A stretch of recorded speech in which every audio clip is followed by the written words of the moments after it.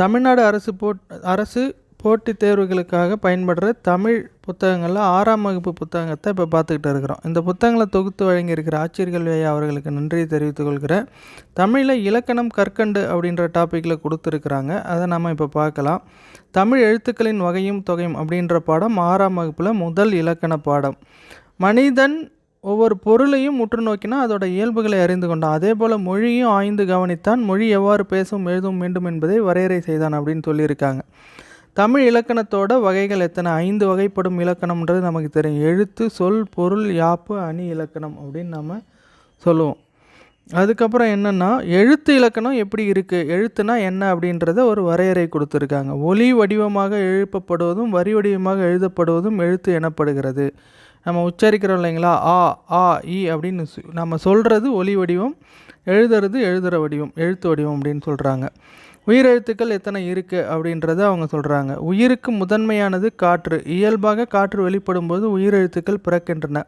வாயை திறத்தல், உதடுகளை விரித்தல், உதடுகளை குவித்தல் ஆகிய எளிய செயல்பாடுகள் ஆ முதல் அவ் வரையுள்ள 12 உயிரெழுத்துக்களும் பிறக்கின்றன.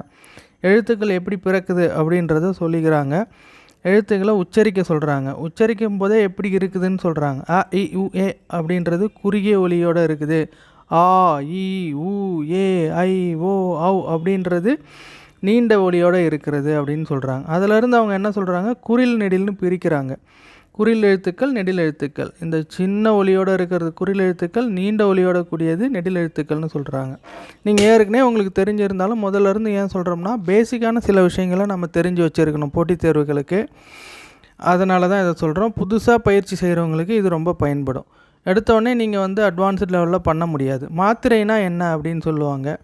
மாத்திரை என்பது இங்கு கால அளவை குறிக்கிறது. கால அளவு மீன்ஸ் டைம்னு சொல்கிறாங்க. ஒரு மாத்திரை என்பது ஒரு முறை கண் இமைப்பதோ அல்லது ஒரு கை நொடிக்கோ ஆகும் கால அளவு எனப்படுகிறது. இப்படி சிட்டிக்கு போடுறோம் இல்லைங்களா, அதுதான். அப்போ ஒவ்வொரு எழுத்துக்களுக்கும் அதுக்கான மாத்திரை சொல்லுவாங்க. குறில் எழுத்து ஒரு மாத்திரை அளவு ஒலிக்கும். இப்படி சிட்டிக்கு போடும்போது ஆ ஆ இ உ அப்படின்னு ஒலிக்குது. நெடில் எழுத்து 2 மாத்திரை அளவு இருக்கும். ஆ ஈ ஊ அப்படின்னு சிட்டிக்கு போடும்போது வருது இல்லைங்களா, அதனால் 2 மாத்திரை.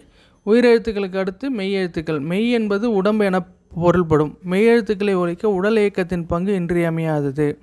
உடல் இயக்கம்னு சொல்லும்போது என்ன சொல்கிறாங்க, இக்கு, தொண்டை, மூக்கு அது மாதிரிலாம் பயன்படும். அதனால தான் உடல் எழுத்துன்னு சொல்கிறாங்க. இக்கு, இங்கு, இச்சு, கசட, தப்பற, நென்ன, நம்மன, எரள, வழல ஞாபகம் வச்சுக்கணும். இதெல்லாம் நென்னே நம்மன அப்படின்னு மூக்கிலேருந்து ஒலிக்கிறதுனால இதை மெல்லினம் அப்படின்னு சொல்லுவாங்க. கசட தப்பற அப்படின்னு தொண்டையிலேருந்து ஒலிக்கிறதுனால இது வல்லினம்னு சொல்லுவாங்க. மென்மையாகவும் இல்லாமல் வன்மையாகவும் இல்லாமல் நடுவில் இருக்குது பார்த்திங்களா, எரள வழல சாஃப்டாக பேசுகிறதுனால இதை இடையினம்னு சொல்லுவாங்க. மெய்யெழுத்துக்கள் ஒலிக்கும் கால அளவு அரை எழுத்துக்கள். இக்கு, இங்கு, இச்சு, இப்புன்னு அப்படி புள்ளி வச்ச எழுத்துக்களோட மாத்திரை அளவு அரை மாத்திரை ஆகும். இது எல்லாத்தையும் ஒலிச்சு பார்க்க சொல்கிறாங்க. வன்மையாக ஒலிக்கின்றன, மென்மையாக ஒலிக்கின்றன. கசட தப்பற வன்மையாக ஒலிக்கின்றன. ஞய நமன மென்மையாக ஒலிக்கின்றன. எரள வழல ஆகிய 6ம் வன்மையாகவும் இல்லாமல் மென்மை இரண்டிற்கும் இடைப்பட்டு ஒலிக்கின்றன அப்படின்னு சொல்கிறாங்க. உயிரெழுத்தும் மெய்யெழுத்தும் சேர்ந்து வர்றது உயிர்மெய் எழுத்துக்கள் அப்படின்னு சொல்லப்படுது. மொத்தம் எத்தனை உயிர்மெய் எழுத்துக்கள் இருக்குது? 18 உயிர்மெய் எழுத்து இருக்கிறது. அதனால் 216 உயிர்மெய் எழுத்துக்கள் இருக்குது. மெய்யுடன் உயிர் குறில் சேர்த்தால் உயிர்மெய் குறில் தோன்றுகிறது. மெய்யுடன் உயிர் நெடில் சேர்த்தால் உயிர்மெய் நெடில் தோன்றுகிறது. ஆகவே உயிர்மெய் எழுத்துக்களையும் உயிர்மெய் குறில் நெடில், உயிர்மெய் எழுத்துக்களையும் நம்ம என்ன சொல்லுவோம், நெடில் குடில்னு சொல்லுவோம். ஆயுத எழுத்து ஒன்று தான் இருக்குது. ஆயுத எழுத்துக்கான மாத்திரை அளவு அரை தான். இப்போ இதில் நம்ம என்ன பார்த்துருக்குறோம்னா, முதல்ல உயிர் எழுத்துனா என்னென்னு பார்த்துருக்குறோம், மெய் எழுத்துனா என்னென்னு பார்த்துருக்குறோம், மாத்திரை அளவு பார்த்துருக்குறோம். அப்புறம் உயிர்மெய் எழுத்துக்களுக்கான மாத்திரை அளவு, நெடில் குடில் இதெல்லாம் பார்த்துருக்குறோம். இதுதான் ரொம்ப முக்கியமானது. கபிலர் அப்படின்ற நம்ம பேரு கூட எத்தனை மாத்திரை அப்படின்னு செக் பண்ணி பார்க்க சொல்கிறாங்க. ஸோ இது ஒரு பயிற்சியாக பயன்படுத்திக்கலாம். குருவினா வேறு என்ன இருக்குன்றதை இதில் ஒரே ஒரு முறை பார்த்துட்டு இந்த வகுப்பை முடிச்சுக்கலாம். கடிதம் எழுது, விடுப்பு விண்ணப்பம், மொழியோடு விளையாடு, மையனும் எழுத்தில் முடியும் சொற்களை பட்டியல் தருக அப்படின்னு சொல்லியிருக்காங்க. சுருக்கமான சொல், இதில் என்ன சொல்லியிருக்காங்க, கட்டங்களில் மறைந்துள்ள பெயர்களை கண்டுபிடி. நான் தமிழ் மொழியிலேயே பேசுவேன், தமிழ் மொழியிலேயே கல்வி கற்பேன், தமிழ் பெயர்களை, கலைச்சொற்கள் ரொம்ப முக்கியமானது. இதை மாதிரி விஷயங்களை தான் நம்ம விட்டுறக்கூடாது. வலஞ்சுழி, இணையம், தேடுபொறி, முகநூல், புலனம். இந்த பக்கம் இருக்குது பாருங்கள், clockwise, internet, search engine, Facebook, WhatsApp. ஃபேஸ்புக்னா முகநூல், வாட்ஸ்அப்னா புலனம். கட்செவி அஞ்சல்னு முன்னாடி சொல்லிட்டு இருந்தாங்க, இப்போ நம்ம புலனம்னு சொல்கிறோம்.